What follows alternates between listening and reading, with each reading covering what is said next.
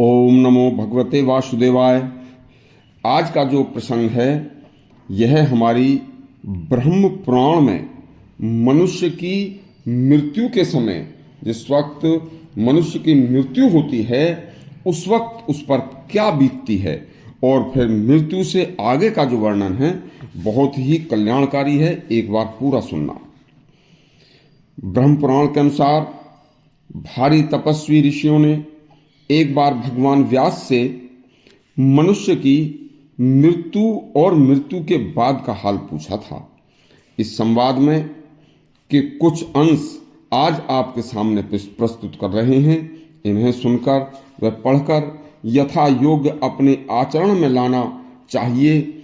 इस संवाद में त्रिलोकदर्शी महात्मा व्यास ने यमपुरी के 4 द्वार बताए हैं तथा ऋषियों ने चारों द्वारों का वर्णन भी किया है। ऋषि बोले, भगवान आप यह बताइए कि यमपुरी कहाँ है तथा उन चारों द्वारों में किन किन आत्माओं को मनुष्य लोक का स्थूल शरीर त्याग करने के बाद किस किस द्वार से कब कब भेजा जाता है। व्यास जी ने बताया कि हे पूर्ण आत्मा मुनियों, मनुष्य लोक से यमलोक की दूरी 86,000 योजन है तथा 1 योजन पृथ्वी वासियों के 12 कोस के बराबर होता है। हे धर्मात्मा ऋषियों, जो पृथ्वी पर पुण्य आत्मा धर्माचरण करके मनुष्य स्थूल देह को त्यागते हैं वे कभी भी यमलोक या यमपुरी को नहीं जाते। उनके लिए पुण्य लोक है जिसे स्वर्गलोक, ब्रह्मलोक और गोलोक कहते हैं। देखिए, अब मैं तुम्हें यमलोक जाने वाले मनुष्यों की जीवात्मा के बारे में बताता हूँ। जो जीवात्मा यहाँ पृथ्वी लोक में जन्म लेकर केवल इसी जीवन को सब कुछ मानकर पाप कर्मों में अंधे होकर संसार के सभी दुष्कर्मों में लिप्त होकर अपने को मौज मस्ती भरा अपना जीवन समझते हैं, जिन व्यक्तियों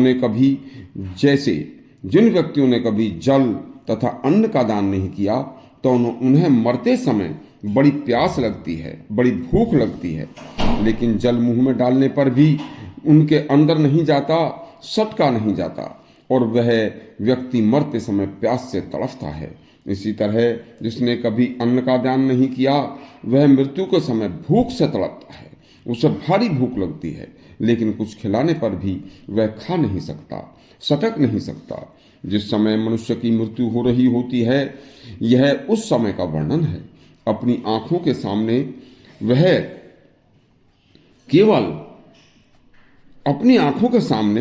केवल वह मरने वाला ही मंद बुद्धि लोगों को बुरे कर्मों के फल व मृत्यु के समय से होने शुरू हो जाते हैं। उनकी आंखों के सामने विशालकाय विकराल रूप के यमदूत खड़े होते हैं और वह किसी को दिखाई नहीं देते और मरने वाला उनसे डर कर भागना चाहता है लेकिन उठ नहीं सकता, न बोल सकता है, केवल पड़ा पड़ा ही मजबूर कष्ट सहता रहता है। मृत्यु के समय प्राणघातिनी कलेशमय वेदना को अनुभव करता हुआ बस देखकर वह अपने माता पिता पुत्र आदि को पुकारता है लेकिन वाणी भी नहीं निकल पाती।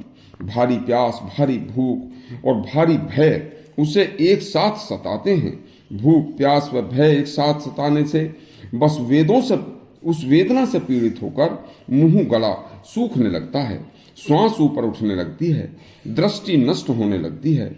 बस इस अत्यंत वेदना से पीड़ित होता हुआ मनुष्य देह को त्याग कर देता है। बस यम के दूत उसे दारुण दुख देने वाली पासों में बांधकर अत्यंत भयंकर अंधकारपूर्ण दुर्गम रास्तों से जीवात्मा को कष्ट पहुंचाते हुए पापियों के लिए बनाए गए दुर्गम यमलोक और आगे ले जाते हैं। वहां हजारों वर्षों तक जैसे उसने कर्म किए हैं कर्मों के अनुसार निर्धारित वह नरक में रहता है। यमलोक के दारुण दुख का नरक का वर्णन अगली कथा में बताएंगे, लेकिन अब किन किन लोगों को यह भोगना पड़ता है यह सुनिए। जो मनुष्य अपने जीवन काल में अपने ऊपर विश्वास करने वाले स्वामी, मित्र, स्त्री की हत्या करते हैं या कराते हैं, जो पराई स्त्रियों के वस्त्र उतारते हैं, जो दुरात्मा, पापाचारी, अन्न, वस्त्र, सोना या किसी का घर खेत छीन लेते हैं अपने बलशाली होने पर, या जो नरों में अधम व्यक्ति ब्राह्मण का धन हरण कर लेते हैं उसे मारते हैं या ब्राह्मण को गाली देते हैं, जो पापी मूर्ख इस संसार को ही सब कुछ जानकर अपने माता या पिता को बुरा बोलकर उन्हें कष्ट देते हैं, उन्होंने यदि कभी कोई पुण्य कार्य भी किया है तो उसका पुण्य का फल गर्म तवे पर जैसे एक बूंद पानी डालते हैं और वह डालते ही नष्ट हो जाती है, इसी तरह से उस पुण्य का फल भी उस पापी का नष्ट हो जाता है।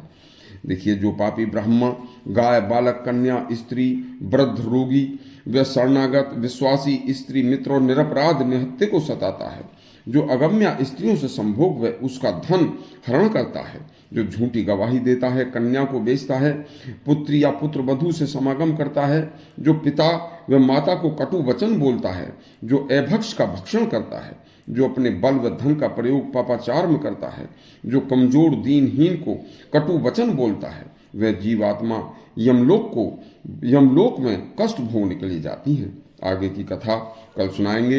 इस तरह से हमारे इस कल्याणकारी और अति दुर्लभ शास्त्रों से अच्छे अच्छे प्रसंग सुनने के लिए हमारा चैनल सब्सक्राइब करें और घंटी दबाएं। धन्यवाद।